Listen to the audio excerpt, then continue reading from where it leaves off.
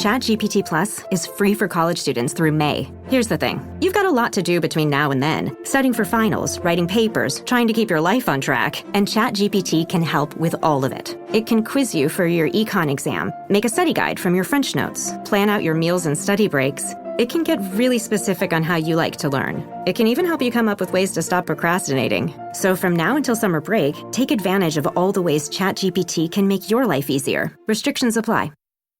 Richard Nixon. Well, I'm not a crook. Ronald Reagan. Tear down this wall. George W. Bush. I can hear you. The rest of the world hears you. And Donald Trump. And a friend of mine for a long time, he only likes politics. If you ask him about how are the Yankees doing, he has no interest. If you ask him almost anything, he likes politics, and he's a professional at the highest level. Roger Stone. All of these presidents relied on one man to secure their seat in the Oval Office.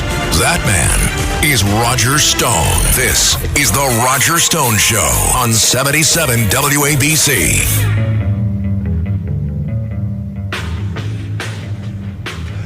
Welcome. I'm Roger Stone, and this is The Roger Stone Show. Here on 77 WABC, where we're working hard to make AM radio great again. For the next 2 hours, from 4 o'clock to 6 o'clock Eastern Time, that's our new time, by the way, we'll be here talking news, politics, history, style, culture, pretty much anything you want to talk about. So don't touch that dial at 770 AM, perhaps the most powerful and influential AM radio signal in America today. In fact, I actually recommend that you go now to the App Store to download the 77 WABC radio app on your cell phone. I'd do it right now if I were you.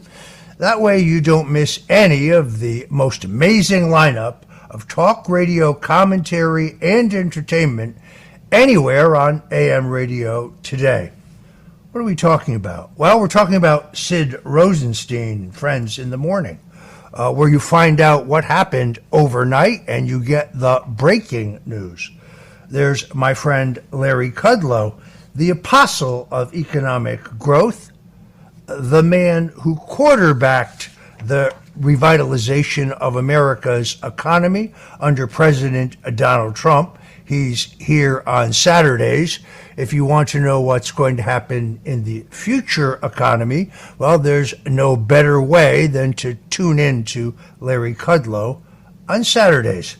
Of course, there is the legendary Cindy Adams, the queen of gossip, who always has the inside skinny on what's going on in New York and Hollywood and every place in between. You've got the offbeat and always provocative Frank Morano. If you're a night owl, you definitely want to catch his Other Side of Midnight program.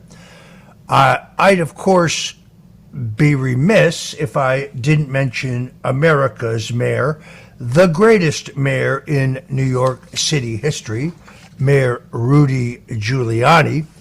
You don't want to miss his son, Andrew Giuliani, either. Some of the very best programming we have here at 77 WABC. I'd be remiss if I didn't mention my old friend Dominic Carter, who I know back to his New York One days. He always has his fingers on the pulse of New York.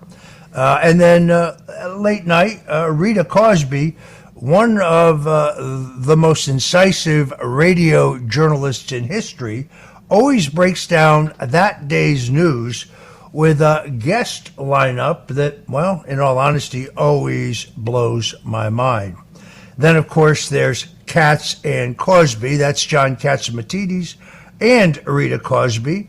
They're on every day at 5 during the week, 8 o'clock on Sunday mornings. This is almost always with a first-rate roundtable of experts to bring you the breakdown of that day's news and what to look for going forward. So download that 77 WABC radio app so you don't miss a single bit of it, including our show, The Roger Stone Show, here from 4 to 6 Eastern on Sundays. Now, if you are away from the radio or you aren't fortunate enough to live in the New York, New Jersey, Connecticut area, we have an enormous reach, folks. You can always listen to us at WABCradio.com. The large number of people who are emailing and texting me, calling me, telling me that they're listening there, well, that's heartening too. But whatever you do, you don't want to miss anything here at 77 WABC. Coming up on today's show, veteran journalist Lee Smith will talk about what the Biden administration knew about the recent attack on Israel in Gaza and when they knew it. That is going to be one of our more interesting segments.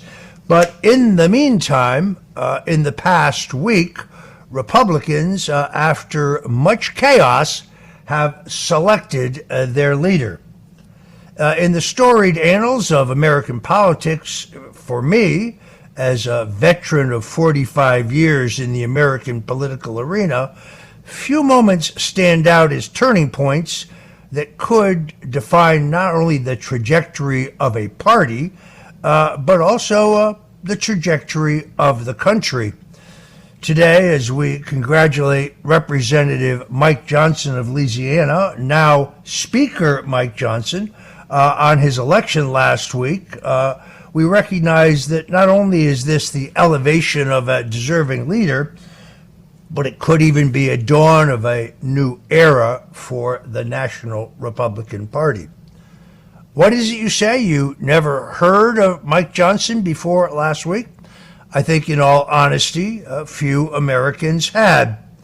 But for those of us who have watched the political landscape for the last 4 decades, Mike Johnson's rise to the speakership is his testimony to his unwavering commitment to principles that really have long defined the Republican Party. He is a low-key, hardworking, widely respected member. He's a workhorse, not a show horse. His tenure in Congress has been marked by an unyielding dedication to the people he represents, but more importantly, perhaps at this juncture, steadfast support for President Donald Trump. He, in fact, represented Donald Trump as part of the House defense team in both of the impeachment prosecutions in the in the Senate during the Senate trials. So now, and I think this is important, you have a Republican leader who is in sync with the titular head of the Republican Party. Make no mistake about it, folks. This is Donald Trump's Republican Party at the grassroots. In the 45 years that I've been in American politics, I've looked at a lot of polling. Yeah, I worked for Richard Nixon. I worked for Ronald Reagan. I did a little work for the Bushes, but I never saw this kind of loyalty, this kind of intensity, this level of support in any previous presidential contest. So the real question, of course, is how will things change?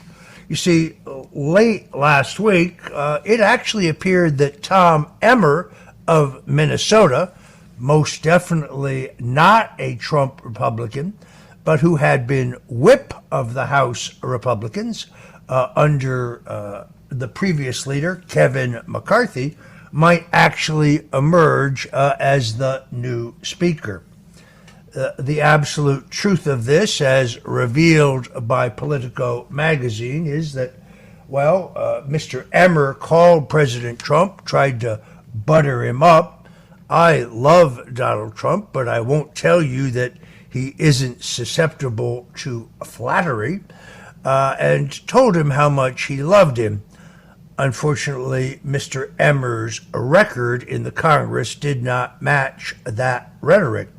So the absolute truth is that President Donald Trump started hitting the phones, and it wasn't long before he had a hardcore group of 26 House Republicans who would not vote for Mr. Emmer under any circumstances.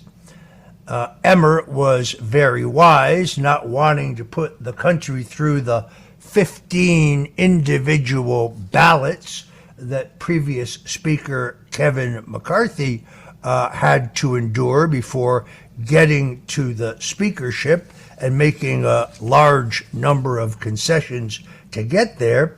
And he saved his country and the party a substantial embarrassment by withdrawing his candidacy.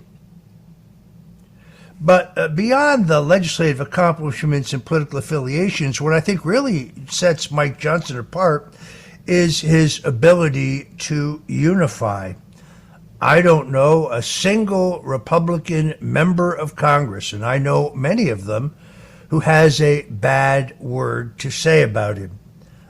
He is a gentleman, respected for his word, respected for his courtesy to colleagues, and the ability to get along with others is an absolute key to getting anything done in Washington. So the real question is, with new Speaker Mike Johnson's leadership style, marked by a blend of conviction and compassion, can he use this respect and admiration by colleagues on both sides of the aisle to get things done? Let's be specific. Some conservatives, some Republicans today are upset about his initial comments late last week regarding funding for Ukraine. Just as there was a turning against the war in Vietnam, I sense in the country today a turning against the mass funding of the war in Ukraine. But what I don't think the American people want is to see funding for Ukraine, funding for our beleaguered ally Israel, and, yes, this part's a little hard to believe, $100 million in humanitarian aid for Hamas in Gaza, all lumped into one bill. You see, what I think Mike Johnson, the new speaker, understands is that legislating is a process of give and take, and his highest priority, as he has made abundantly clear, is to seal our southern border. Policies and funding to seal our southern border. We know that at least 281 FBI identified terrorists have crossed our southern border, along, sadly, with literally millions and millions of others. And therefore, I ask you, how long will it possibly be before we have a terrorist attack on American citizens on American soil? God forbid. I pray against that every single day. So what I see here is Speaker Johnson doing some horse trading. You can look for other reforms that I think you wouldn't have had under Speaker McCarthy. Profound changes, first of all, on how we just fund our government. No more huge omnibus continuing resolutions in which they lump all funding for the federal government, including the war in Ukraine, assistance to Israel, the aforementioned humanitarian assistance to Hamas, law enforcement funding, judicial department funding, domestic funding, into one continuing resolution in which, frankly, no member of Congress actually has the time or the ability to read all of it before the vote. I also think we're finally going to see the release of the January 6th federal government camera footage. Perhaps this will answer a lot of questions. But the most important thing, I think, will be the decoupling of all our financing in one omnibus package. Now, I would be remiss if I did not mention the pivotal role played by North Florida Congressman Matt Gaetz in Speaker Johnson's election. Gaetz, who's a friend of mine, with his characteristic zeal and passion for conservative values, was really instrumental in rallying support for Johnson. In fact, if Matt Gaetz had not utilized the rule changes that House Speaker Kevin McCarthy was literally forced to acquiesce to, rules that had been in place for over 100 years that allowed any single member of the House to move to vacate the chair. That means move to remove the Speaker of the House because the Speaker had violated his commitments to the House majority. Well, we would not have Mike Johnson as the new Speaker today. Matt Gaetz's efforts underscore the importance of solidarity in those who believe in shared goals.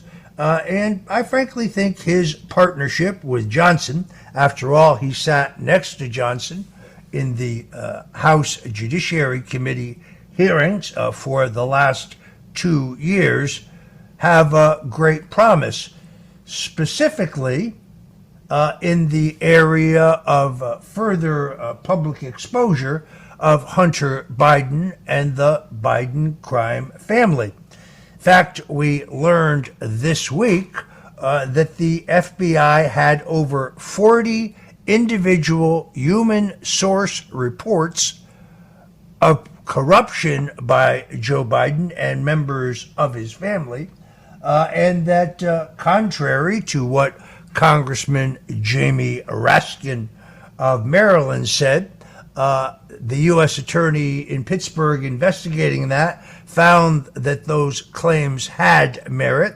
sent those claims to U.S. attorneys in California, Delaware, and Washington, D.C., where they very quietly died.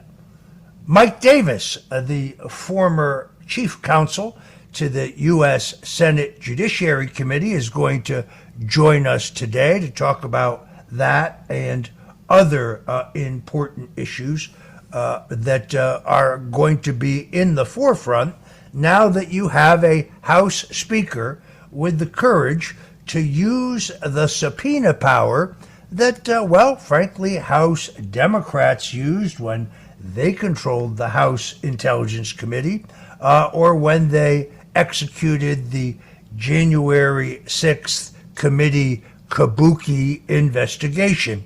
That's the committee which had no supporters of President Donald Trump on it, the committee in which House Speaker Nancy Pelosi actually rejected any of the nominees of the Republican leader.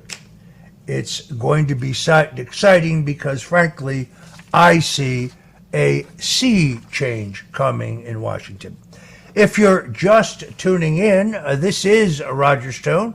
This is the Roger Stone Show at 77 WABC. Please take a moment to download that app, folks. But whatever you do, don't touch that dial at 770 AM if you're fortunate enough to be where I grew up in the New York, New Jersey, Connecticut area. Recent actions in the Middle East have really changed the scope of the entire political debate in America. On the one hand, Douglas Murray of the New York Post tells us late last week that there's little danger of American troops or military being involved in the upcoming conflagration in which only yesterday or I guess the day before yesterday, John Bolton, the former national security advisor, said that the Biden administration was restraining the Israeli government of Bibi Netanyahu in terms of telling them what targets they can hit, what military hardware they can use. To me, this is disturbing. See, I think these recent actions in the Middle East have changed the scope of political debate in the country forever in a way that puts the Make America agenda into jeopardy and could, in fact, re-empower the neoconservatives who actually undermined President Donald Trump from the very start of his first term. See, Mr. Murray tells us in the New York Post that there's little chance that America will get involved. Yet we read in Friday's New York Post that the U.S. Air Force was hitting Hamas targets in Syria. To me, well, that is involvement. The despicable Hamas terror attacks against Israel have galvanized the world, myself included, behind the Jewish nation, and rightfully so. Without a shadow of a doubt, Israel has the right to defend itself against radical Muslim groups like Hamas and their allies, such as Iran and Hezbollah, with as much deadly force as they see fit. Yes, we need to have a robust debate in the Congress, which I think we'll now have under Speaker Johnson, on whether America should support Israel not only with military aid, which I strongly favor, but I don't think we need to be looking at the use of our Air Force or boots on the ground. General Michael Flynn joined us here on 77 WABC in the Roger Stone Show just 2 weeks ago, and he expressed his concern that the heavy-duty aircraft carriers that we sent to the region could be sitting ducks for anti-ship missiles that we know the Iranians are in possession of. This is not like the situation in Ukraine where more money should just be dumped into the hands of corrupt interests. But one thing that should never be considered is whether more American blood should be spilled in the Middle East to defend Israel's sovereignty. Support, yes. Armaments, yes. Bullets, yes. Moral support, yes. Troops? I don't think so.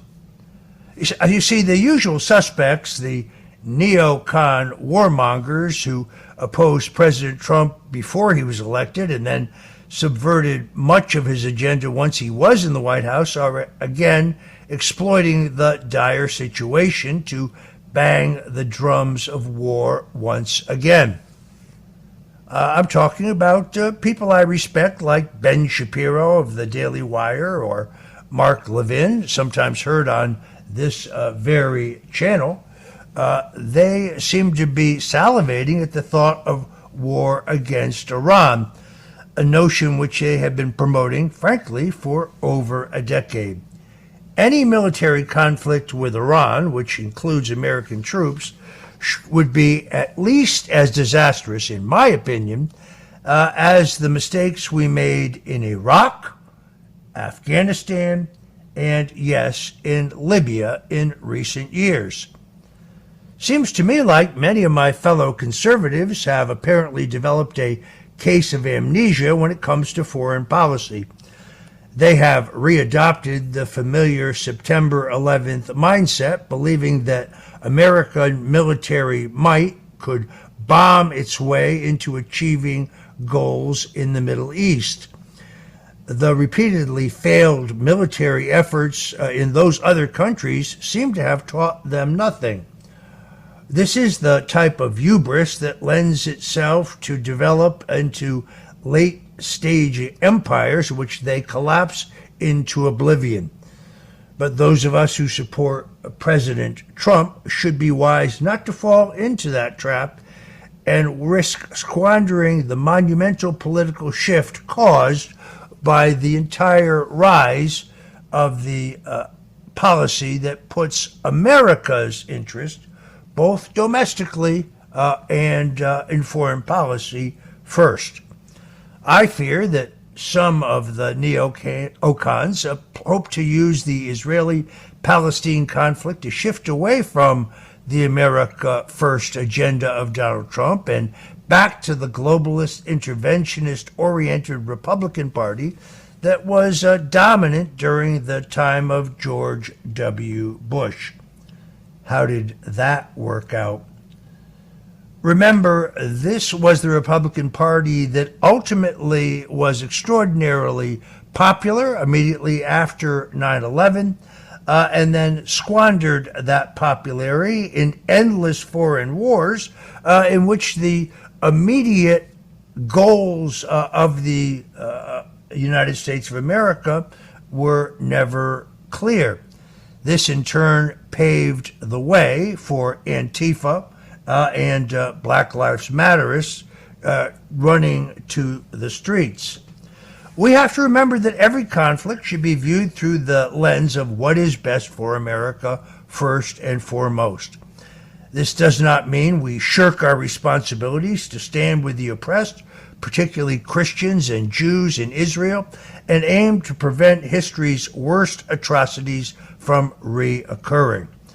We must realize that much of what America does abroad only exacerbates tragedies and makes turmoil dramatically worse.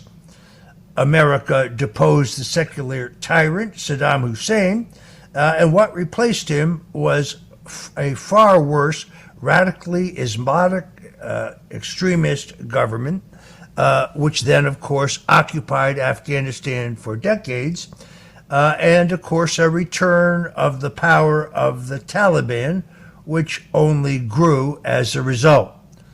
We saw Libya disintegrate after Muammar Gaddafi was overthrown, and Europe has had to deal with a Muslim invasion that poses an existential threat to Western civilization in the aftermath across the board. There is so much to talk about today. Also joining us will be Dinesh D'Souza, who is the producer-director of the exciting new film, Police State, which opened to rave reviews just this past week.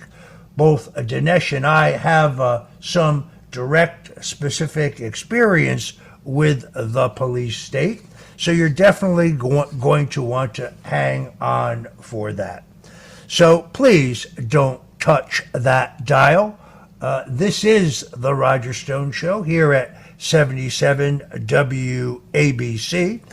We're going to delve into some pretty exciting stuff today, including domestic infiltration into our government by Islamic radicals, perhaps the greatest single spy scandal since, well, the days of Alger Hiss. So leave it right there on the 770 on the AM dial. I'm Roger Stone. This is the Roger Stone Show. I hope you've got a pot of my Sunday gravy, you might call it marinara sauce, on the stove. Needs to cook for about 4 hours, so I think the gravy could be done, well, by the time we finish today's show. So I hope you've got some linguine or some rigatoni or maybe some penna standing by. That way you can have some of the very best of AM radio along with some of the greatest Italian food in America. Yes, it was my grandmother's recipe. We had it on the show 2 weeks ago. I can't give it out every week, folks. I know I get a lot of calls and text messages asking for that, but we will remind you from time to time that if you live in the New York, New Jersey, Philadelphia area, well, some of us call it gravy, others call it sauce. All that matters is it's good. This is the Roger Stone Show. Buckle your seatbelts because away we go.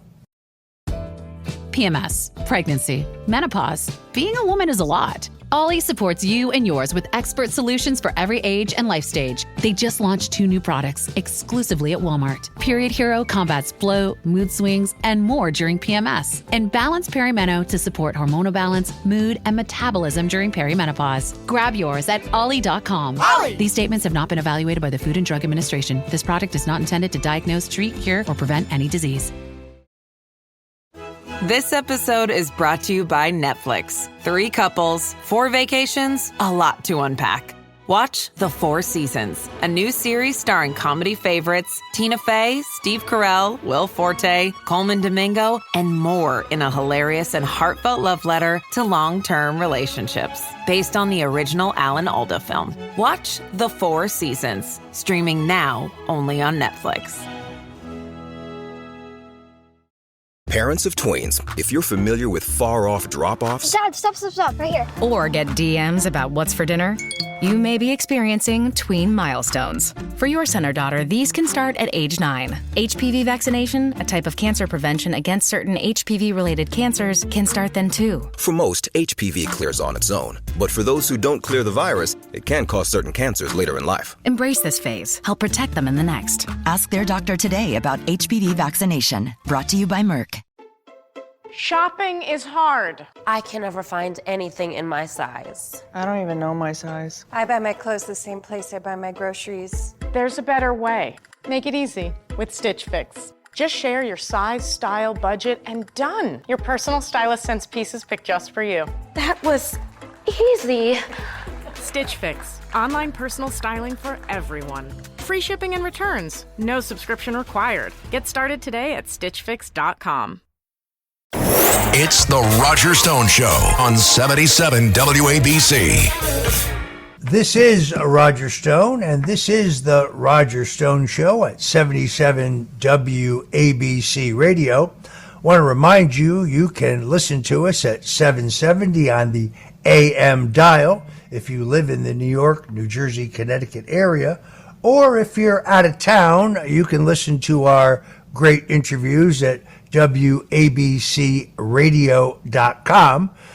We're very edified by the large number of people that grows every single week who listen to us online. But above all, I want to remind you to take just a few minutes to get the 77 WABC radio app downloaded to your phone so you don't miss any of the great commentary or entertainment that we offer right here at 77 WABC. Today's interview is an excellent example. Joining me momentarily is Lee Smith. Lee Smith is a veteran journalist whose work appears in Tablet Magazine, Real Clear Investigations, as well as The Federalist. Lee Smith has worked in media for 30 years, writing about national politics, foreign policy, and the media. Lee Smith reported from the Middle East for a decade after 9/11 and those attacks, and wrote the critically acclaimed The Strong Horse, Power, Politics, and the Clash of Arab Civilizations. Lee Smith is also the screenwriter behind the critically acclaimed documentary, The Plot Against the President, in which I got to play a cameo role, as well as writing for The Daily Wire and their docuseries, China, the Enemy Within. You've seen and heard Lee Smith as a frequent guest on television and radio, national and international, including Fox News, CNN, France 24. There is no working journalist in America today that I respect more than Lee Smith, and I am honored to welcome him to the Roger Stone Show today. Roger, thank you for that hugely kind introduction. It's great to be with you, and thank you much for the invitation for today. Thanks so much. Well, as you know, we tried to get you on last week, but we had technological issues, so I'm very, very grateful to you for being able to join us today. You wrote what I thought was one of the most interesting and important pieces in the run-up to what has transpired in Gaza, and it is what motivated me to reach out to you. I kind of wish I had done it sooner. Your piece, which appeared at Tablet magazine, entitled "The Biden Administration Tries to Hide What It Knew About the Impending Massacre," that's in Gaza, while leaving U.S. backing for Iran untouched. Subhead, the D.C. blame game is about avoiding responsibility while protecting a policy that is written in blood. Let me just read the first paragraph to set the table. The continuing proliferation of conflicting and contradictory stories leaked by U.S. intelligence services regarding what they knew, and more importantly, what they didn't know, about the planning for Hamas's assault on Israel is more than a D.C. bureaucratic comedy act. Taken together, the profusion of leaks suggesting that there are people in offices and agencies across the Beltway who are worried that they'll be blamed for missing signals and for human intelligence, outlining plans for the largest one-day massacre of Jews since the Holocaust.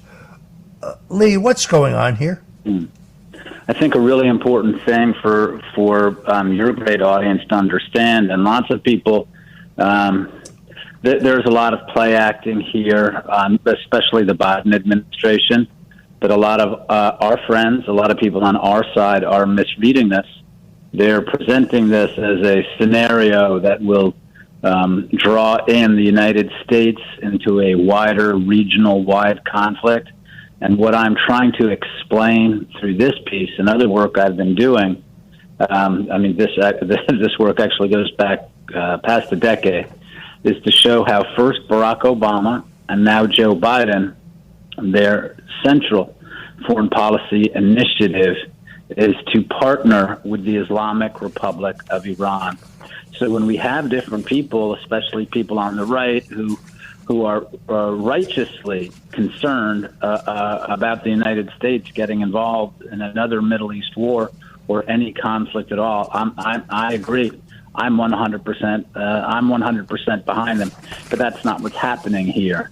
The Joe Biden administration has partnered with the Islamic Republic of Iran, and as I wrote in another article earlier in Tablet, they in fact have an Iranian agent who's working at the Pentagon. Right, this woman has top secret security clearances. So what the Biden administration is doing, it's disguising its deterrence of Israel. Right? That's why there's been a delay, the ground invasion of Israel's ground invasion of Gaza, because the Biden administration is doing everything within its power to prevent it.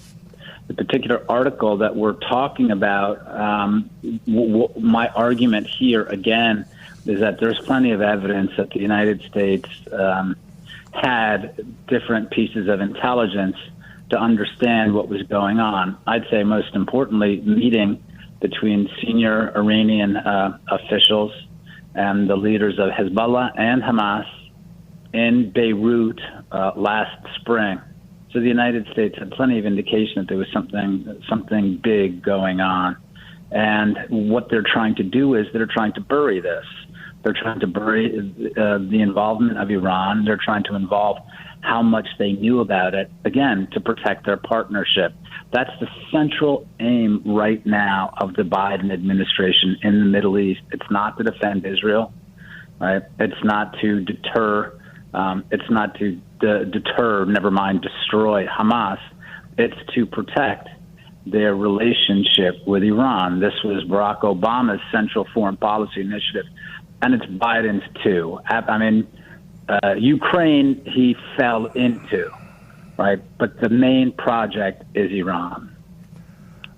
That appears to be the case. You have an interregnum there in which, of course, President Donald Trump put crushing sanctions on Iran, effectively cut off funding for Hamas, really stymied Iran's oil production, from which they get huge resources. Pretty clear to me that former Secretary of State John Kerry spent the 4 years of the Trump administration conducting his very own foreign policy, I think in violation of the Logan Act. Private citizens cannot conduct their own private foreign policy, but in our two-tier justice system, I doubt that he will be prosecuted for that. What I guess I don't understand is why people who know full well that not Hamas, not Hezbollah, not the Muslim Brotherhood, not the Iranians, they have no interest in peace. They have no interest in a negotiated peace. They have no interest in coexistence. So how can you reach agreement with such people? Right. I think that more people now are starting to see that that's the case.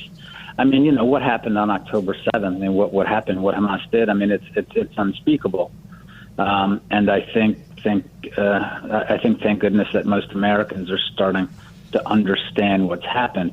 Again, one of my big concerns here is, Roger, you described the Trump administration's Iran policy and Middle East policy generally perfectly, and I think a lot of people need to look all the different times that Hamas has fired on Israel and there's been large conflicts. It was the end of the Bush administration, 2008, 2009, Barack Obama administration, 2012, 2014. Joe Biden, 2021, and now 2023. None of this happened under Donald Trump, right? With Donald Trump, as you say, Donald Trump withdrew from the Iran nuclear deal. Donald Trump killed a master terrorist, Iran's Quds Force commander, Qasem Soleimani, who was killing Americans in Iraq and helping kill Americans in Afghanistan. So that's a very major thing. It's not just Donald Trump's strength, though. That's what I want to say. It's not just his strength as a president. It's that the administration that he led understood what Barack Obama had done with the Iran deal to empower the Islamic Republic of Iran. So again, it wasn't just Trump's strength, as important as that was. It was also the strategic understanding, the wisdom to see what was going on and how dangerous that was. And of course, this is what Joe Biden is doing everything to restore, the partnership with Iran. So this is the larger picture, I think, in which people need to understand what's happening right now in southern Israel, what's happening in Gaza, that this goes far beyond Israel, goes far beyond Gaza, goes all the way to Tehran, and it goes all the way to the Biden White House. That's what's happening here. That's the real dance. It's Joe Biden, and the supreme leader of Iran, Ali Khamenei. Is this not, in fact, really the third term of the Obama administration? Yes, I absolutely agree. And Roger, one of the strange things I'm sure that you found as well watching TV. I mean, watching conservatives on TV or reading conservative press. I mean, people go back and forth between Joe Biden is incompetent and mentally challenged right now, cognitively challenged, right? And also Joe Biden is a super sinister master villain who's done all these different things at once. I mean, we can't really have both things going on at the same time.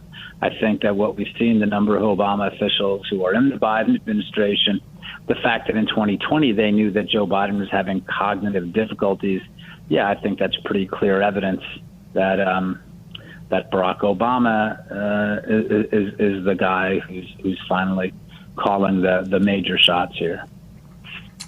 I want to go back and quote again from something you wrote, which I think is extraordinarily important. Writing for Tablet Magazine, you said, the Biden administration's now suspended Iran envoy, Robert Malley, helped to fund, support, and direct an Iranian intelligence operation designed to influence the United States and allied governments, according to a trove of purloined Iranian government emails. These emails, which were reported by a veteran Wall Street Journal correspondent, Jay Solomon, who in this case was writing for Semaphore, and by Iran International, the London-based emigre opposition outlet, which is most widely read independent news source inside Iran, were published only weeks ago after being extensively verified over a period of several months by the two outlets. They show that Mali, who I believe has been suspended pending FBI investigation, had helped to infiltrate an Iranian agent of influence named, mispronounce her last name, Tabatabai, I guess it is, into some of the most, pretty close, into the most sensitive positions in the U.S. government. First at the State Department and now at the Pentagon, where she continues to serve as Chief of Staff for Assistant Secretary of Defense for Special Operations. This appears to me to be the greatest single infiltration of U.S. government since Alger Hiss. Pretty shocking, isn't it? And she's still there. That's the amazing thing. But what does this tell us? This underscores the point that we were making before, Roger, about saying that the central thing that people need to be watching here is the Biden White House and the clerical regime in Tehran. This is what's going on. The reason that she's still there is because they believe that Iran is a partner. Why do they have to worry about a foreign agent who's working for a partner? Right? They're not concerned about that. She's doing the work that they can't trust to Americans, right? I mean to real Americans, to red-blooded Americans who would say, you know what? I happen to think it's a really bad idea to legalize the industrial-sized nuclear weapons program of a terrorist state like Iran. But with an Iranian agent, they have no concern. So go and do the work that Barack Obama is about. And what is that about? That's help us get them a bomb, right? We're going to pass them hundreds of billions of dollars, and that's something very important for people to understand. Again, as we're watching this unfold, that it's not just the $16 billion that the United States has made available to Iran over the last 4 months. We're talking about since the Obama years, it's been hundreds of billions of dollars in sanctions relief. Yes, Donald Trump put an end to that, but between Obama and Biden, they had access to hundreds of billions of dollars. So what does that tell us? That tells us it's not just what they spend the money on, whether they spend the money on Hamas or Hezbollah. Giving that much money and legalizing their bomb, this is a sign of partnership. The reason I want to keep underscoring this, Roger, is because we have a lot of pro-Trump people on the right who are misunderstanding this, right? And it's not just misunderstanding. They're basically serving as part of Barack Obama's echo chamber. They keep saying, oh, no, the neocons are going to drag us into war. Here comes World War III. No. Armageddon looks like this. Armageddon looks like the Biden administration getting Iran the bomb. That's the trouble. That's what's going on here. Joe Biden is not in the Middle East like the Iranians. He's in the Middle East to partner with the Iranians. And it's really important that people understand that. And the larger argument I'm making here is not that the United States should be sending troops. Definitely not. My larger point is that for us as a country and for us as a movement, we need to see things clearly. If we're going to wind up selling Barack Obama's talking points about a terror state, we're in big trouble. And we can't expect Donald Trump or anyone to save us from that. We have to save ourselves, and that starts with clarity, not just moral clarity, but intellectual clarity as well. So again, I urge people on the right to understand the real play here. It's not that Joe Biden is starting World War III by defending our long-term traditional American ally, the state of Israel. It's because he's partnering with Iran. That's the issue. Folks, if you're just tuning in, this is 77 WABC Radio. I'm Roger Stone. This is The Roger Stone Show, and we're talking to veteran journalist Lee Smith, who has written a extraordinarily important piece, and pieces, I should say, for Tablet Magazine, among others. And we are talking about the events in the Middle East. What amazes me about this woman who's still in the U.S. government, Ariana Tabatabai, I guess it is that she doesn't even hide who she is. On social media, she continues to attack Israel. She continues to promulgate or promote the views of Hamas, yet she's still in place. This is virtually unthinkable. Where is the FBI? I think this, in my work, I've been extremely writing about Russiagate and writing about other things and the terrible things they did to you, Roger, and the terrible things they did to General Flynn, and the terrible things they've done to lots of Americans. But this is one case in which I kind of have to give the FBI a break, and that is because what's happening, the shots are being called by people way above the FBI, right? It's not like the FBI failed on their counterintelligence duties here. What she was doing, they didn't even need to access to her secret emails, though obviously they did. We know this now, right, about the FBI and the National Security Agency, that the National Security Agency has access to virtually anyone's communications in the world. Right, so they know what she was doing. They know that she was in contact with senior Iranian officials. It's not their fault. They didn't miss it. It's people above were calling the shots and said, that's who we want here. We want her because of her work with high-ranking Iranian officials. We want her because of her proximity and her contacts with the regime that's been killing Americans since its 1979 revolution. That's what it is. The administration wanted her there. Joe Biden wanted her there. Barack Obama wanted her there.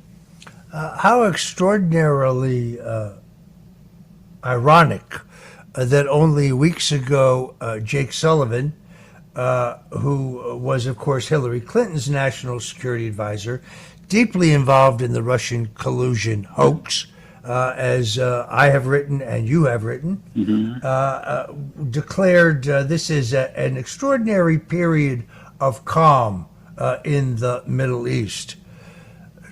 Talk about bad judgment. In 1973, almost 50 years ago, I think 2 weekends ago, Israel was caught completely by surprise in the 1973 Yom Kippur War. And there was a surprise attack on Israel by the Syrians and the Egyptians. And Israel found itself very quickly beleaguered, out of ammunition, and with their backs to the Black Sea. It was then that Israeli Prime Minister Golda Meir appealed to Republican President Richard Nixon for the airdrop of lethal aid that would save Israel from total annihilation. Nixon, acting over the objections of his national security advisor, Henry Kissinger, acting over the objections of the Joint Chiefs of Staff, including Admiral Thomas Moore, then chairman of the Joint Chiefs, acting against his own entire national security apparatus, ordered the delivery of that lethal aid and essentially saved Israel from total annihilation. That has to be the greatest single intelligence failure since what has most recently occurred. We are told, I think reliably, that the Egyptians had advance notice of what would transpire. You point out meetings that were held in the region between a group of those hostile to the United States. Do you think that this was either by the U.S. or perish the thought, Israel, a willful looking the other way to allow this to happen? No, and I that Egypt story isn't right either, because we give Egypt $2 billion a year in aid, and one of the things that buys is it gets us premieres of everything that the Egyptian army and the Egyptian intelligence collects in the region, and that story was about how the Egyptians shared it with Israel. And the first thing that would have struck people is like, wait, so they shared it with Israel, but not with the U.S., right? I mean, so I know that Congressman McCall was saying that he'd been briefed on it. But again, I think it's very important for people on the right to understand the same people who are leaking to the press now, the same intelligence officials who are leaking stuff to the press now, lied about Donald Trump and the Trump administration for 4 years. So any sort of intelligence that comes out of there, we should be very wary of. No, I think what happened. I think what happened in Israel is it's sort of like 1973 insofar as the Israelis had a lot of the pieces, but they didn't read it right because they were biased, because they didn't believe it could happen, among other things. Because this very scenario. Hezbollah has been talking about this same scenario for a decade. So in some ways, the Israelis expected this to come from the north, but not from the south. So they weren't prepared in that way. Also, they believed, as foolishly as Jake Sullivan did, as you just read, the Israelis believed that everything was relatively calm on their southern border in Gaza. The other problem, and this is a very big problem for Israel, the other problem that Israel has is it's become over-reliant on technology, and it's become over-reliant on their Air Force. So those to me seem like the big markers. There are other failures as well, I'm sure, that we'll be finding out over the next few months, next few years, probably next few decades. People will be writing dissertations on this in the decades to come, the failures that led to this. But no, I don't think there's any way, and I don't think the Biden administration. I don't think the Biden administration was intentionally looking the other way at a catastrophe or an attack this significant. I don't think anyone could have foretold the character or scale of this Hamas assault. I do believe that the United States had some sort of indication, had pretty clear signs that something big was in the works. It's unclear whether or not they shared that with Israel or whether or not Israel believed that too. But no, I don't think that anyone purposefully let an attack of this scale happen. I very much appreciate your clarification. That's a question we've gotten quite a few times here on the show. Let me shift gears in the few minutes that we have left. You were deeply involved in the documentary film, The Plot Against the President. You understand perhaps anybody, I don't think anyone in the country better understands the level of dishonesty and corruption involving the entire Russian collusion hoax. We now know definitively, based on the special counsel report by John Durham, who decimated the Steele dossier, but never bothered to touch on the fact that there is, to this day, still no evidence whatsoever that the Democratic National Committee was the target of an online hack by Russian intelligence. In fact, the head of CrowdStrike specifically denied that under oath and before the House Intelligence Committee when he testified there. Are you, Lee, surprised that none of the actors involved in this drama, not obviously Barack Obama himself, Vice President Joe Biden, Attorney General Loretta Lynch, FBI Director James Comey, CIA Director John Brennan, Acting Attorney General Rod Rosenstein. We can go right on. We can go right on down the line. Andrew McCabe. Does it shock you that nobody will be held responsible. Yeah, I am shocked and surprised. I was surprised for a time. I think I understood in October 2020 when then Attorney General William Barr was saying, there's not going to be any indictments, any reports before the election. And I mean, I'd been getting suspicious in the summer of 2020 because, Roger, I understood, I think what all Americans understood, that if people, if there was no one held accountable for interfering in the 2016 election, that the same people would be about the same work in the 2020 election. That's precisely what happened. So I had taken William Barr at his word. I believe that he was a man of great moral probity, and he was keen to see our justice system repaired.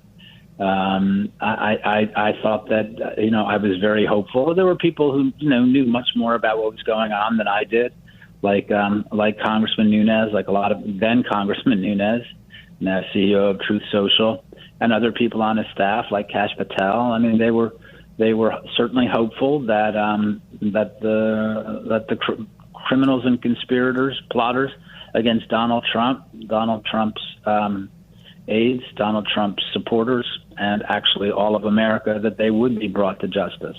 So yeah, I'm surprised and disgusted, and I'm certainly very hopeful that should Donald Trump win a second term, that this will be at the top of his agenda to make sure that people are held accountable. Unfortunately, I'm afraid we are out of time. I want to thank Lee Smith, a journalist for whom I have unbridled support, for joining us today on the Roger Stone Show. Lee, thank you so very much. Thank you, Roger. 5 immersive worlds, 1 amazing theme park. Get ready to explore the all-new Universal Epic Universe, featuring the wizarding world of Harry Potter, Ministry of Magic, Super Nintendo World, How to Train Your Dragon, Isle of Berk, and Dark Universe. Epic Universe opens May 22nd at Universal Orlando Resort. Our universe will never be the same. Tickets and packages on sale now at universalorlando.com. In golf, precision is everything, on and off the course. PGA of America chose advanced 5G solutions from T-Mobile for Business for smooth operations and seamless transactions. Together, we enhance ticketing and concessions for better fan experiences from gate to green. This is pro-level efficiency. This is PGA of America with T-Mobile for Business. Take your business further at T-Mobile.com/now. Morning decisions. A creamy mocha frappuccino drink? A sweet vanilla? Maybe a smooth caramel or that white chocolate mocha. Whichever you choose, delicious coffee awaits. Start your day with bottled Starbucks Frappuccino drinks. Pick up a bottle near you wherever you buy your groceries. Hattaday presents, in the red corner, the undisputed, undefeated Weed Whacker Guy. Champion of hurling grass and pollen everywhere. And in the blue corner, the challenger, extra strength, Hattaday. Eye drops that work all day to prevent the release of histamines that cause itchy allergy eyes. And the winner by knockout is Hattaday. Hattaday, bring it on. This is the Roger Stone Show on 77 WABC. A man who's gone through hell, but he's kept going, and he's smart, and he's strong, and people love him. Not everybody, but people love him and respect him. Roger Stone. Now, here's Roger Stone.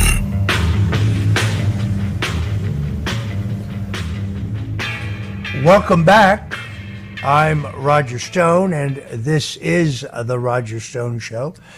Don't touch that dial at 770 AM, or if you're listening to us at WABCradio.com, stay tuned for what I think will be a great interview with a documentary filmmaker, Dinesh D'Souza.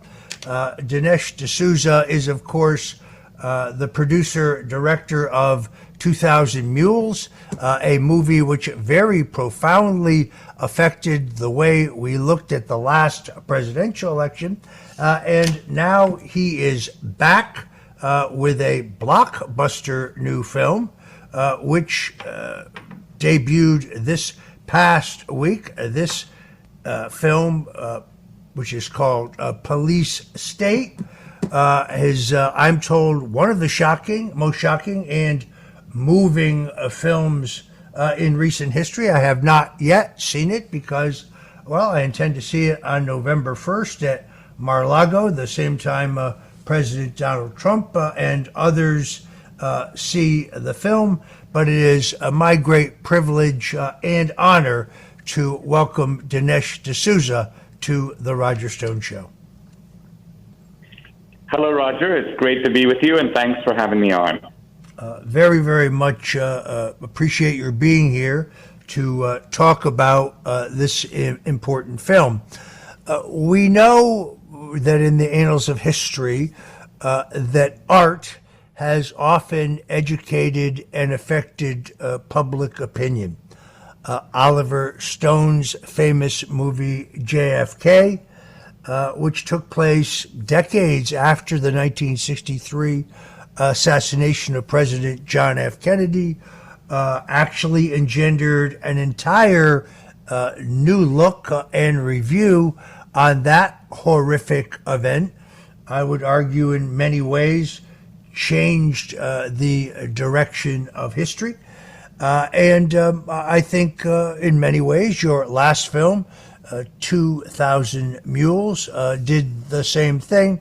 So tell us now about this film, Police State. Now, before you do that, let me say that this entire subject is near and dear to my heart because, as I think, thanks to CNN, most Americans know, on the morning of January 25th, 2019, at 6 o'clock in the morning, 29 fully SWAT-clad FBI agents arrived at my home in the pre-dawn hours in 17 armored vehicles.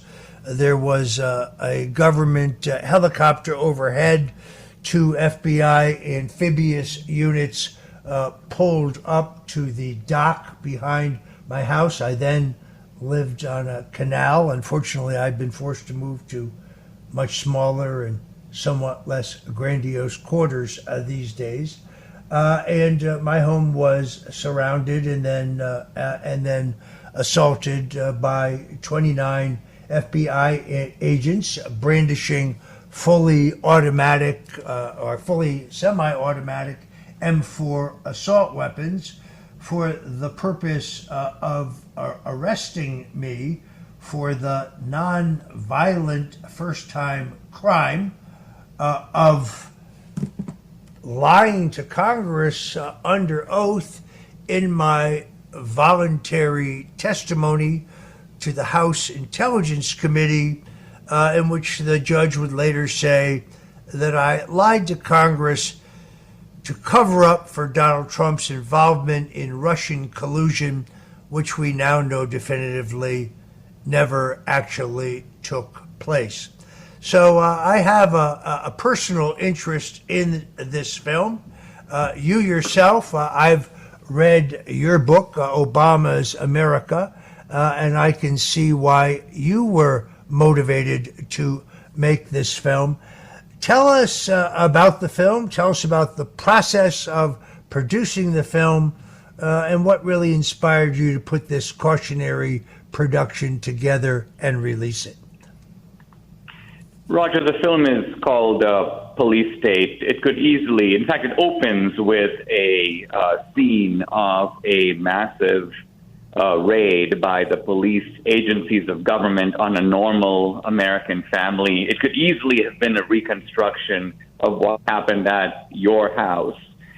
The purpose of making the film is to alert the country that we are hurtling pretty rapidly toward a police state. And what's a police state? It's a state in which essentially all our basic liberties are canceled out. I mean, when we think of police states abroad, places like North Korea, China, the old Soviet Union, those are places that are characterized by mass surveillance of citizens, by systematic forms of censorship, by criminalization of political differences, the attempt to neutralize effective political opposition, sometimes lock up the leader of the opposition party. These are states characterized by political prisoners. And so I go down the checklist and I see that most, if not all, of those features are now present right here in America. So that's the essence of the film. The film shows a lot of whistleblowers and informants describing how this police state got started, how it is organized, who is running it. And then we also profile a number of, well, I would call them, ordinary Americans going about their lives and nevertheless coming face to face with the police state. I think that it's important for people to see that and to experience it because we've never had a police state in America. And so a lot of Americans think, well, it might be happening abroad, but it can't happen here, but it is. Yeah, you raise an excellent point. The FBI themselves admitted in early 2023 a record number, I believe, in excess of 1 million warrantless searches on Americans. This, to me, is unthinkable. Now they assure us that has dropped very, very significantly. But frankly, I don't know why we should believe them. Some of the criticism of your film, and I haven't seen the film yet, is that much of your film is dramatized. But what you're telling me is that you have a lot of first-person whistleblowers in the film telling their story firsthand. Yes, exactly. There's a fellow in Pennsylvania, Mark Houck, who goes to he's a pro-life activist, and he goes with his son as a kind of abortion clinic, a street counselor to discourage women from getting abortions. A clinic counselor comes out and starts accosting the son, yelling at the two of them. Mark Houck, in the heat of the moment, pushes the guy. He falls back. He's not harmed in any way, but nevertheless, he files a complaint. It's thrown out of court. And then the Biden administration swoops in and charges Mark Houck with, quote, interfering with reproductive services, the so-called FACE Act. And he's facing, I believe it was 15 years in federal prison. Now, this went to a jury, and the jury looked at it, and this has a happy ending. They threw it out within a couple of hours. So Mark Houck is a free man. He happens to have a lot of dash cam footage and footage of the event from the official raid on his house, which was very similar to the one on your house. So we show that in the film. But he also described with clinical accuracy what happened. We hired a couple of FBI agents and we recreated that scene for the opening of the movie. So there are some cinematic recreations, but they are done with clinical accuracy and they describe events that actually happened. They're also, we label it when it's a recreation and when it's actual footage, so there's no difficulty that the audience has in telling which is which. It's extraordinarily chilling. In my case, my attorneys had spoken to the special counsel's office on the day before my stunning arrest, which not only cost the taxpayers $1.1 million, but in which very clearly CNN was tipped off in advance. That's not conjecture on our part. I was arrested at 6:06 in the morning because my wife is hard of hearing, hearing impaired. She was unaware of the fact that the FBI had brought a battering ram up to the front door, as if I wasn't going to open the door, and had arrested me. She woke up looking down the barrel of an assault weapon not knowing whether this was a home invasion or what had transpired. She was perp walked in her pajamas and cuffs outside my house. She's charged with no crime. This, I think, is referred to in your film as maximum visual impact. The idea is to send a signal to anyone else who might be, resisting and insisting on the asserting their constitutional rights. The special counsels was in touch with my lawyers the day before I was arrested. They needed to simply say that I was going to be charged, even though I think the charges against me were extraordinarily clever construction, because the government never produced any evidence of Russian collusion or WikiLeaks collaboration, or for that matter, any other crime. But that would not have provided CNN its made-for-television moment. I was arrested at 6:06. At 6:11, a producer for CNN sent my lawyer by text a copy of my sealed indictment, an indictment that would not be unsealed for 3 hours later by a D.C. magistrate. And that indictment had no court markings, had no timestamp, but if you looked at the meta tags, you could see the initials of the prosecutor who wrote it, Andrew Weissman, who now is a legal analyst for MSNBC. It cost $1.1 million because the government was on shutdown. For the next 13 hours, FBI agents ransacked every square inch of my home, every square inch of my nearby office, as well as an apartment I used to have in New York, but can no longer afford and gave up long ago. It's interesting to note that nothing whatsoever that was collected in those searches, in which the premises were left in a shambles, was used against me at trial.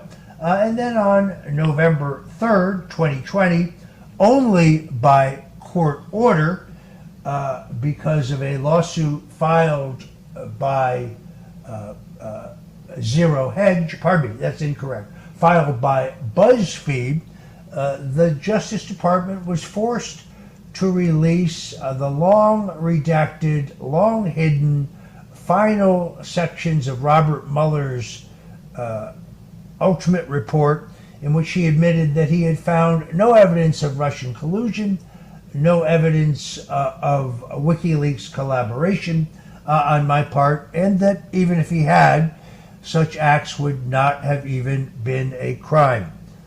Nonetheless, I have been the victim of the police state. We lost our home, our savings, most of our insurance, our car, my ability to move freely.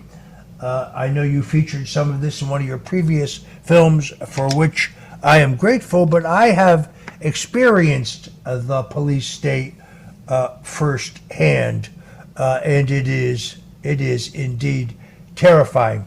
If you're just tuning in, folks, we're talking to Dinesh D'Souza, who is the producer, director of the phenomenal new film, Police State. Let's take care of a piece of housekeeping business. Dinesh, tell people how they can see this film. Roger, the best place to see the film is to go to the website, which is policestatefilm.net, policestatefilm.net. The film is available for streaming and purchase. DVDs are also available, so policestatefilm.net is the one-stop shop to buy your tickets. What kind of effort, what kind of funding, what kind of preparation goes into making a powerful film like this? Well, typically we have a small pool of investors that believe in the film and believe in the cause. They're not investing for money. They're investing because they want the information to get out. I try very hard to recover their investment in the market so I can give it back to them, so they can give it back to me, so I can then make my next film. So that's kind of my business formula. I call it recycled philanthropy. It takes me about 6 months, beginning to end, to make the film. And then, of course, we have to distribute it. The film was this past week in theaters, in hundreds of theaters, and most of them were just jam-packed out. And now it is available for streaming and for DVD. So it's very nice. People can watch the film at home. It's streaming on the video platform called Rumble. And the cool thing about that is you can also watch it on your big screen TV. So it's a very important film. You know, this is Halloween weekend leading up to Halloween, and the Halloween is a time when everyone does this kind of make-believe, a make-believe atmosphere of fear. But police state is the real thing. You just described in chilling detail the kind of thing that I show visually, cinematically, and from a lot of different angles. I cover censorship, political targeting. Of course, Trump is in the center of the film because he's the primary target of the police state. But I also show how the police state endangers many ordinary Americans. And the experiences, and I think you'll identify with this phrase, it comes from Orwell, of boot stamping on a human face. That's what a police state is. Yeah, it's kind of interesting, just in terms of the terminology and the sloganing, that those on the left, those who are engaging and pushing censorship in violation of the First Amendment, those who are clearly involved in mass warrantless surveillance in violation of the Fourth Amendment, those who in some cases would require us to get vaccinated in violation of the Third Amendment, they are accusing us of endangering democracy. I mean, first of all, we're not a democracy anyway. We're a republic. We could be a democratic republic, but we're not a democracy. It is very interesting the way they try to seize the high ground in terms of the rhetoric, but I would argue that they're the ones who are endangering democracy. Of course, but you are pointing out an important feature of our police state, which distinguishes it in some way from full-fledged police states. You know, in the Stalinist environment of the Soviet Union, if somebody came to arrest you, they would just trap you. They would come to the train station. They would grab you. No explanation given, no questions answered, and off you go to prison, never to be seen from again.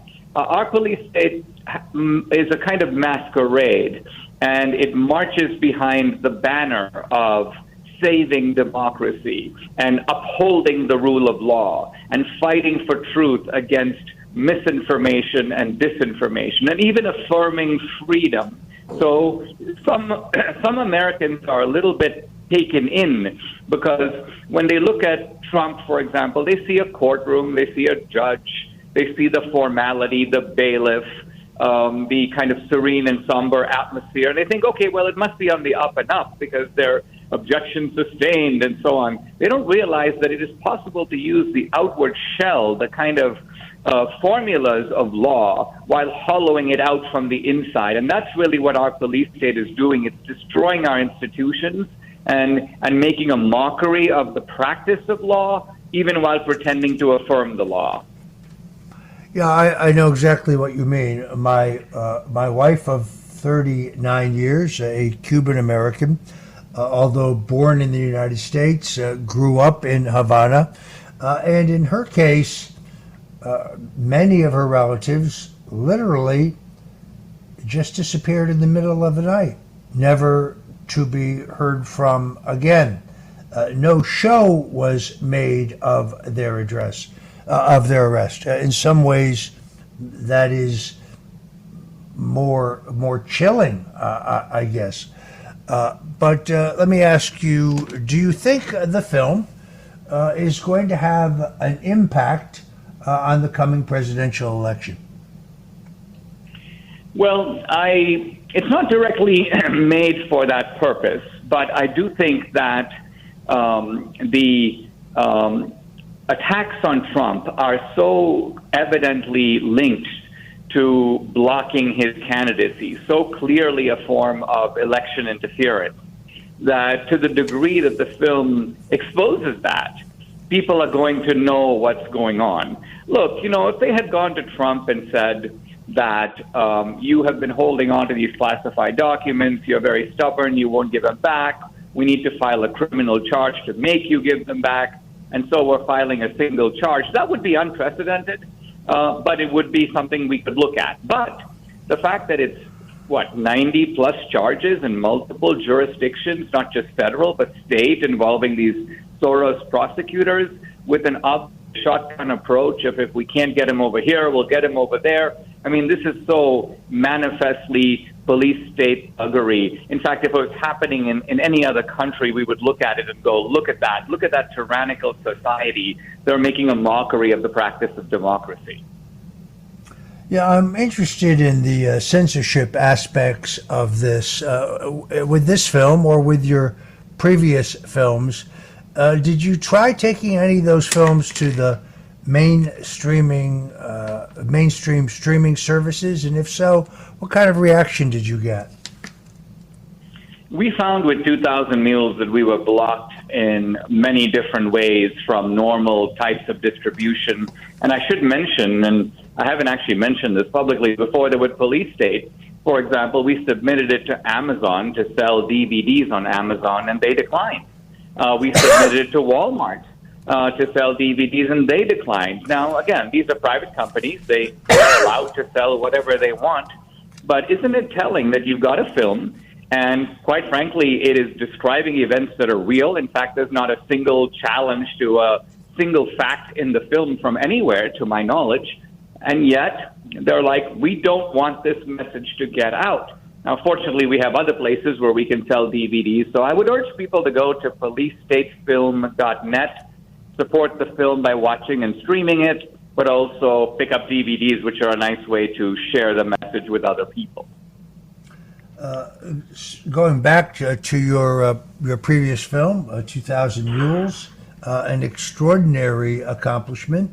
Are you satisfied with the public impact that incredible film has had? Yeah, my films tend to sort of explode outward, and people share them, and they also tend to have an increasing impact over time. So the goal of a film is always to bring widespread public awareness, and so I've been very pleased and honored that my films have this kind of wide reach, despite being blocked at so many different quarters. And by the way, also Fox News, I didn't mention, but Fox News made no mention of 2,000 Mules. At one point when Kerry Lake mentioned it, the Fox host kind of almost turned ashen pale, and they've given no coverage, at least to date, to Police State. Really quite extraordinary.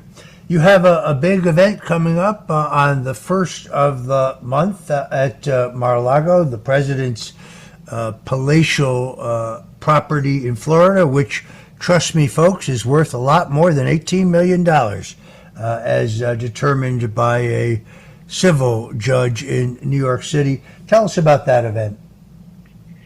That is a private event. It's our red carpet premiere. Typically, a red carpet premiere will have the people who are in the film. It's kind of friends of the film, obviously people who invested in the film. There'll be media there and some influencers.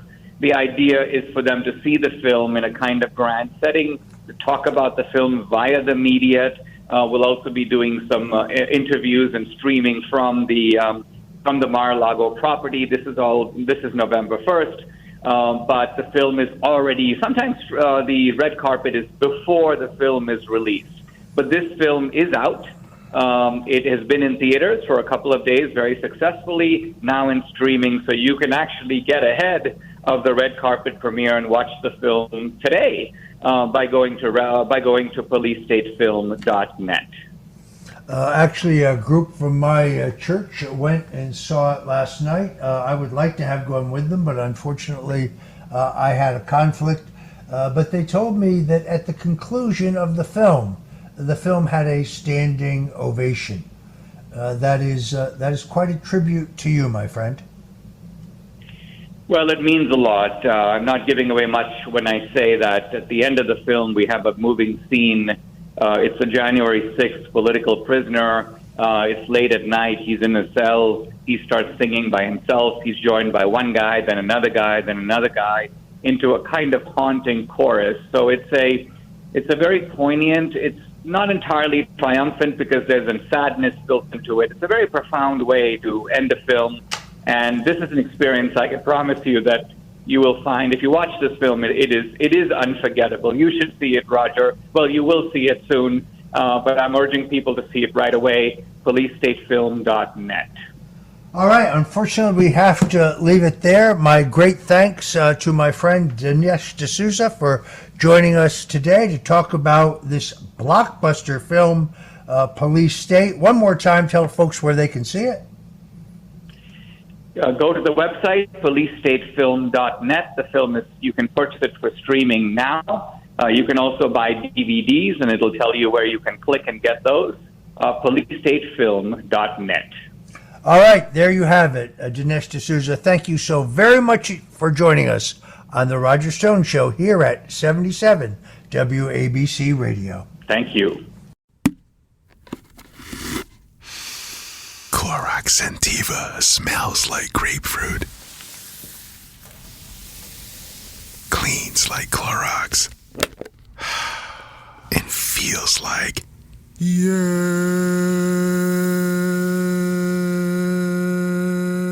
Okay, we could be here all day. Try Clorox Sentiva for a trusted clean with long-lasting freshness. Also available in lavender and coconut. Use as directed. Home means something different to everyone. But with Rocket Mortgage, home can mean even more.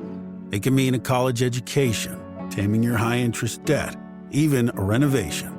We've made it easier than ever to use your home equity. That home you worked so hard for, now it can work hard for you. Call 800-4ROCKET or visit rocket.com to find out more. Rocket Mortgage, LLC, licensed in all 50 states. NMLSconsumeraccess.org, number 3030. Nurses, are you tired of spending weeks or even months finding the perfect job that matches your specialty with your ideal shift and salary? LinkedIn has improved your job search experience. Search by specialty, the shift you want to work, and the salary you want to make. Go to linkedin.com/nurses and begin searching today. That's linkedin.com/nurses. Note, side effects may include less time finding the perfect job, working a shift that you love with a salary that can take you to St. Thomas, Jamaica, and continuous smiling because of how simple this process was. You need a vacation, so why not come play in LA? Fill your days with fun and let Los Angeles dazzle you with iconic landmarks, epic scenery, and stunning coastlines. And when the sun goes down, it's the perfect place to enjoy world-class dining and nightlife.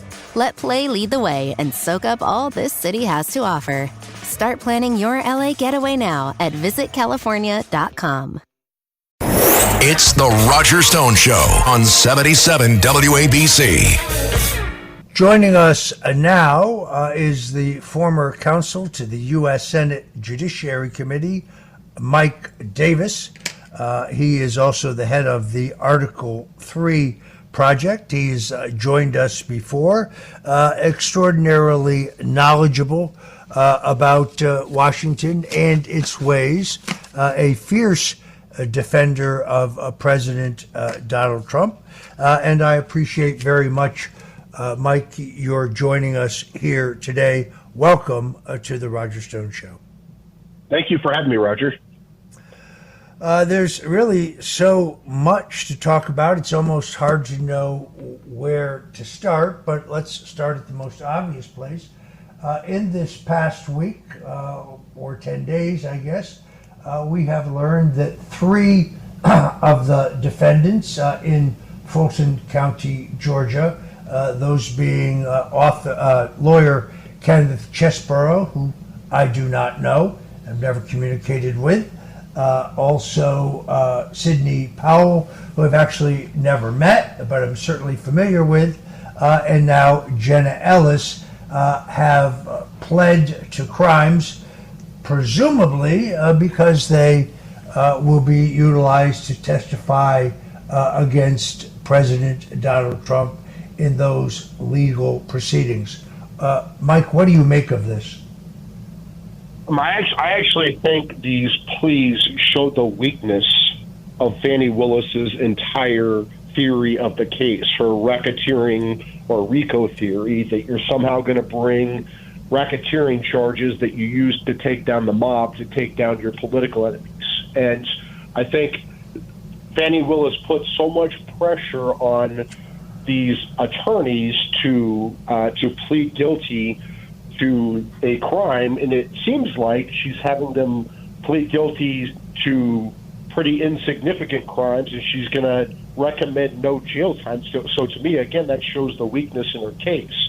And even if these attorneys testify for the prosecution in this case, I don't understand what they're going to testify to that's going to be problematic, because, as I've said all along, it is not a crime to object to presidential elections. It's specifically allowed by the Electoral Count Act of 1887, and if it were a crime to object to presidential elections, you would have Democrats like Al Gore and John Kerry and Hillary Clinton in prison for objecting to Republican presidential wins in 1968, 2000, 2004, and 2016. And if it were a crime to twist arms politically, which is allowed by the First Amendment, every politician in America would be in jail. And if it were a crime to be a jerk in politics, just about every politician in America, except for Chuck Grassley, the nicest guy in Washington,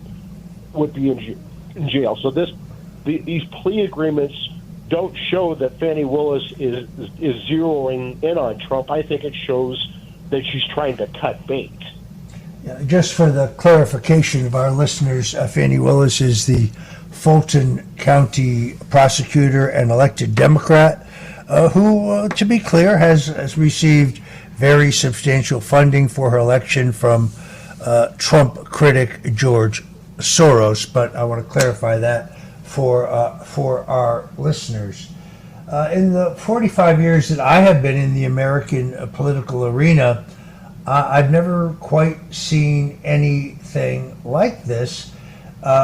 Late last week, there was a flurry of stories, all of them seeming to emanate off of an ABC News story that said that Mark Meadows, the president's former chief of staff, had received immunity to testify, presumably, against President Donald Trump in D.C. in front of a D.C. grand jury.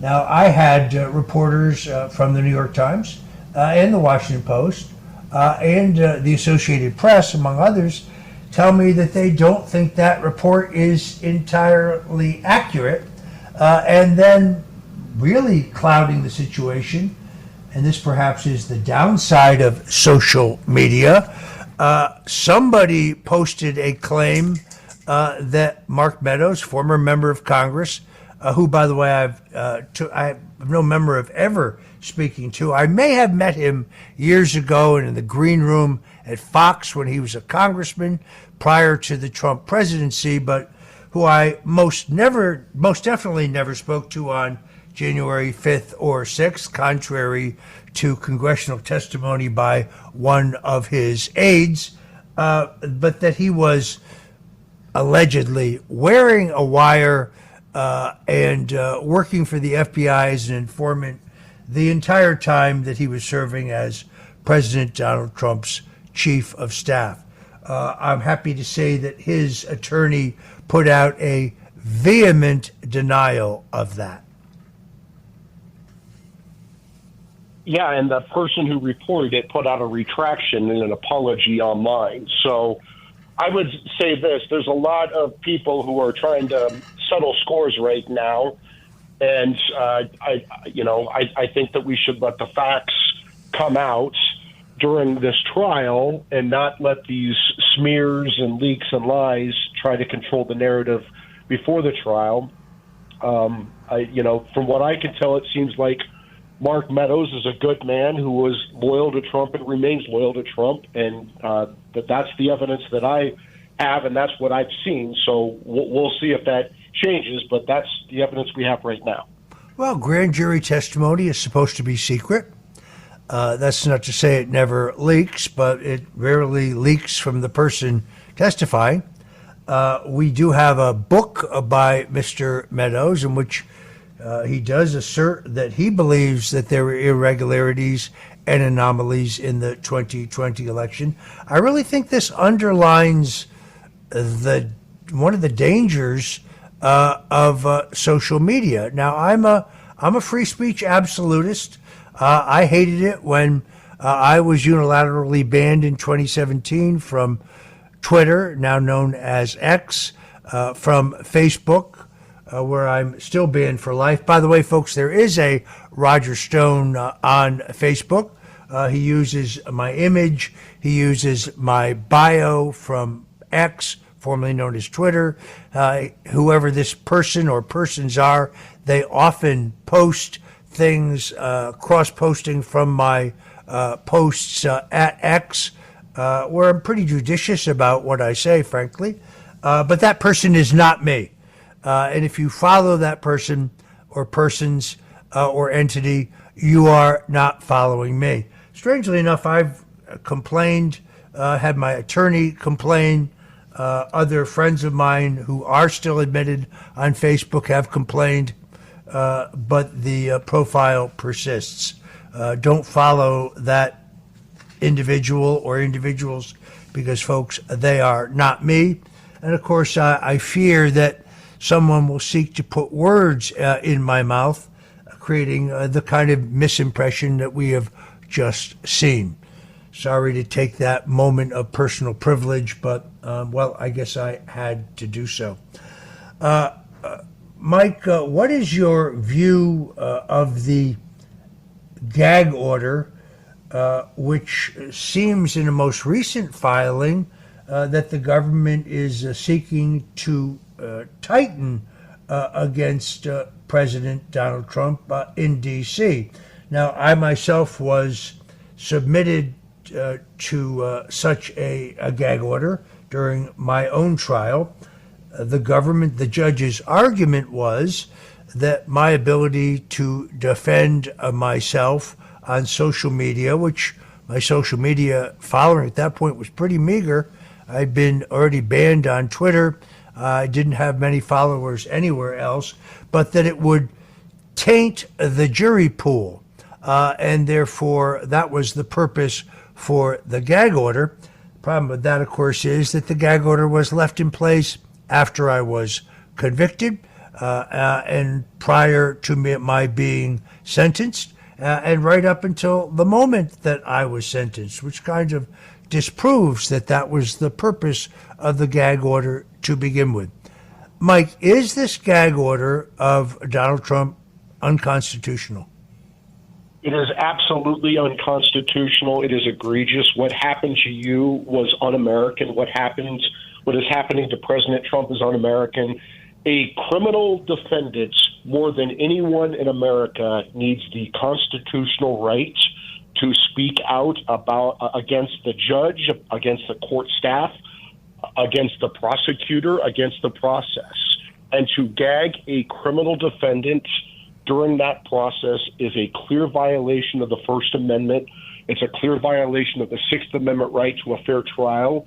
It's disgusting what they're doing. It's disgusting that this Biden special counsel, Jack Smith, is teaming up with this obnoxiously partisan D.C. Obama judge, Tanya Chutkan, and trying to gag President Trump. Now, Trump filed a very strong legal brief after the gag order, and Tanya Chutkan she put her gag order on hold temporarily because I think she realized how badly she screwed up. And President Trump should take this to the Supreme Court if necessary, because you have these highly partisan, oftentimes Obama-appointed, obnoxious district court judges in D.C. who do not care about the rule of law. They only care about getting their political enemies and the political results. They're Marxist. You have the D.C. You have the Obama-stacked D.C. Circuit, which is the Court of Appeals for the D.C. District Court. So the Supreme Court, which has discretionary review, these Republican-appointed justices on the Supreme Court are going to have to put on their big boy pants at some point, and they're going to have to intervene on these highly partisan cases. This is election interference. These are Republic-ending tactics. These Supreme Court justices have lifetime tenure. They have pay protection, and they have to do their damn jobs. And that includes batting down these highly partisan judges who do these blatantly unconstitutional things. The First Amendment protects Americans, not the government. The Sixth Amendment protects criminal defendants' right to a fair trial, not the government's right to a fair trial. The local D.C. criminal rules to which Jack Smith and Tanya Shukin cite, 57.7, I believe is what it is. The whole point of the gag order is to protect the accused, the criminal defendant, to make sure he gets a fair trial. It's not to protect the government and Jack Smith and his staff, or the court and their staff. I'm not an attorney, that's for sure, but does the president not have to first, I guess the judge has to make a ruling. So she stayed her gag order based on a motion by Trump's lawyers, which I read, and since then the government has come forward, I think it was last Friday, perhaps it was last Thursday, with an assertion that Trump had threatened Mark Meadows, his former chief of staff, based on the entire contretemps that we discussed a few minutes ago. But from a procedural point of view, does the judge have to not first rule on the gag order, Trump appeal that to the circuit court before the Supremes could reach down and consider that question, or do I have that wrong? No, that's exactly right. And for Jack Smith to say that Trump is threatening witnesses, it's absurd. It's so absurd that the ACLU, a group that hates President Trump, actually felt compelled to intervene and file a motion saying how absurd this is. There is a reason Jack Smith got banished to The Hague. He got unanimously reversed 8-0 by the Supreme Court. It would have been 9-0, but Justice Scalia passed away after Jack Smith brought a highly partisan, illegal criminal prosecution against former Virginia Governor Bob McDonnell, a likely presidential or vice presidential candidate in 2016. It is very hard for the prosecutor to get reversed by the Supreme Court. It is nearly impossible for that to happen unanimously. And Jack Smith found the way. He should be out of the practice of law. He is a partisan hack. He is a disgrace to the legal profession, and it's truly embarrassing that this D.C. Obama judge, Tanya Shukin, is so partisan and or so ignorant that she's going along with Jack Smith's partisan games. It would seem to me, since the constitutionally says that political free speech is particularly protected, that Trump's status as a presidential candidate, where he's duly filed with the Federal Election Commission, and obviously an active candidate for president, that would be a factor in the decision regarding this gag order. But in previous transcripts that I've read of the proceedings in the D.C. courtroom, the judge has generally rejected that argument, saying, she doesn't even call him President Trump, by the way. She always refers to him as Mr. Trump. I find that interesting. she has essentially rejected that argument from the get-go. Yeah, because she's a partisan clown, and she proves every day that she's in that courtroom with President Trump that she's a partisan clown. Of course, the First Amendment provides much greater protections for presidential candidates because it's dealing with political speech. As you said, and our entire justice system involves separation of powers. Do we really want to go down the path? This is the first time ever that a former president or a leading presidential candidate, any major presidential candidate, has been indicted by his political enemy's Justice Department. We are in unprecedented territory, and the reason it's unprecedented is because you're not supposed to do this unless it's in the most extreme cases. And they have the President Biden, Merrick Garland, Jack Smith, and all these goons in the Biden Justice Department have politicized and weaponized our justice system to go after their political enemies, whether it's Trump, Trump's top aides, Trump's advisors like you, Trump supporters, Christians praying outside of abortion clinics, parents outraged by gender chaos and the resulting bathroom rapes in high schools. This is not our parents' or grandparents' Democrat Party. These are not liberals who love America. These are Obama leftists. These are Marxists, and they are destructive to our country. And that is why it is so critically important that President Trump is back in the White House after November 5th, 2024, because our country is on the line. These are Republican tactics by the Democrats.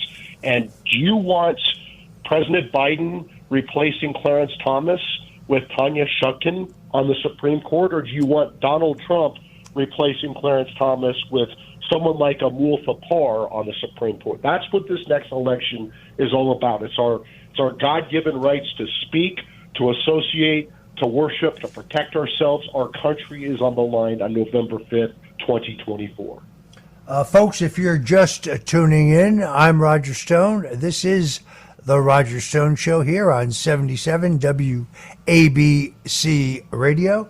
And we're talking to Mike Davis, former senior counsel to the U.S. Senate Judiciary Committee, about various issues over the past week pertaining to the tsunami of lawfare against President Donald Trump.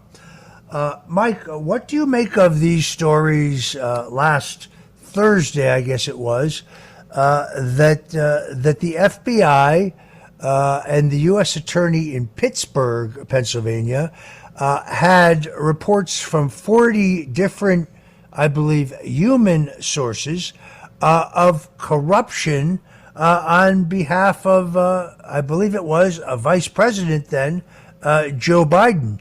And based on everything that I have seen, the Pittsburgh prosecutor forwarded this information to prosecutors in D.C., in Delaware, and in California, all of whom had some jurisdiction, whereupon virtually all of it died. Now, this was brought to the fore by Senator Chuck Grassley, who at this juncture, with the retirement of the great Orrin Hatch, who I think was the other great U.S. Senator of the last several decades, I think is one of the greatest men in the U.S. Senate, perhaps one of the greatest men in U.S. Senate history in terms of his integrity and his courage. What did you make of this report? Yeah, and I agree with you. I work for Senator Chuck Grassley, and I agree with you on all those things. And I would say, remember that Bill Barr got this evidence in the last 6 months of the Trump administration, right? And actually the last year of the Trump administration. He sent this evidence that President Biden and his family were corrupt by tens of millions of dollars in foreign bribes and corruption, including the Burisma allegation. Bill Barr sent it to the Pittsburgh U.S. attorney, who deemed these allegations credible. And so then Bill Barr, for some reason, sent it to the Delaware U.S. Attorney David Weiss, the Delaware U.S. Attorney who was handpicked by both Democrat home state senators. And David Weiss buried that evidence for many years, and it sounds like other U.S. attorneys' offices, including L.A. and D.C., have buried this evidence for many years. This is corruption to its core in the Justice Department, right? And these are not only is it the Biden Justice Department officials.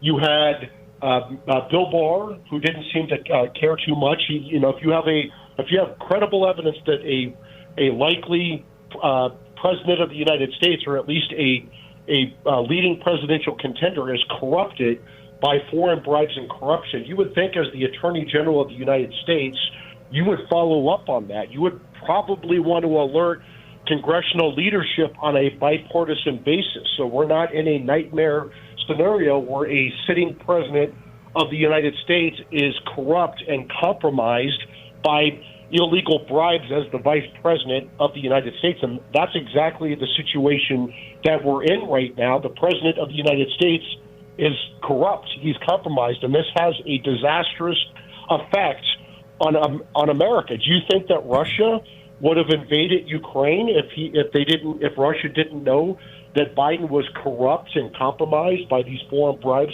and other corruption? It's also going to embolden China to go in after Taiwan if China knows that the president is weak and corrupt and compromised. And so the Justice Department as a whole, from the political leadership to these so-called career assistant U.S. attorneys, they're corrupt. This is a politicized and weaponized department of our federal government. And when President Trump is back in office after January 20th, 2025, he needs to clean house at the Justice Department. He needs to clean house at these intel agencies, because our country is not going to last very long if we continue down this path of a politicized and weaponized justice system, law enforcement agencies and intel agencies. This is one of my greater concerns, is that we already have, obviously, a hot war in Ukraine, to which we have put in excess of $200 billion. President Zelensky is asking for more. We now have our allies in Israel, who, in my opinion, need assistance. But I would hope that assistance does not include boots on the ground or the use of the U.S. Air Force, although late last week there were reports of U.S. fighter jets attacking Hamas targets in Syria. I hope that is not a slippery slope. But my fear is that as the Chinese see us mired in a two-front war, decide to make their move on Taiwan, and because of Taiwan's monopoly on the production of computer chips, that has a seriously deleterious effect on the U.S. stock market, which in turn has an extraordinarily negative impact on the U.S. economy. That is really my greatest single fear. And given that this administration seems compromised, certainly when it comes to China, I don't think that's an outrageous assumption. I don't think that's an untoward fear. No, I agree with you. And remember, we had 4 years of peace and prosperity under President Trump.